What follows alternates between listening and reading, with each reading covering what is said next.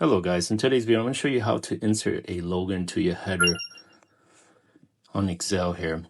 First thing you want to do is go to your page layout header, and here you can see where it started and insert our information.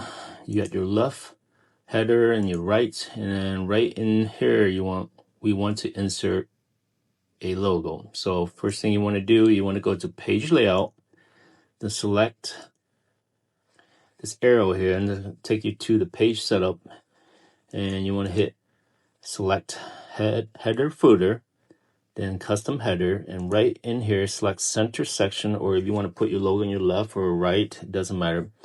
Once you select your center section, you can select the insert picture here, and of course from a file or bin search or wherever you want.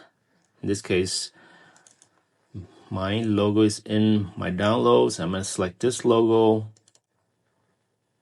and then you hit select OK.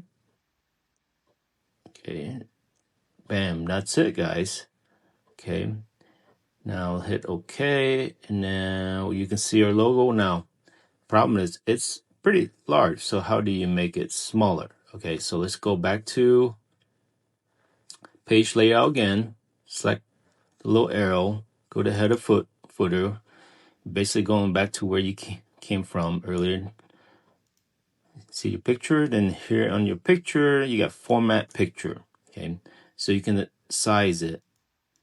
Here, let's do 1 inch here. Let's see. Okay, and then hit OK, and let's see it. Zoom out. Okay, let's select, go back here, and voila.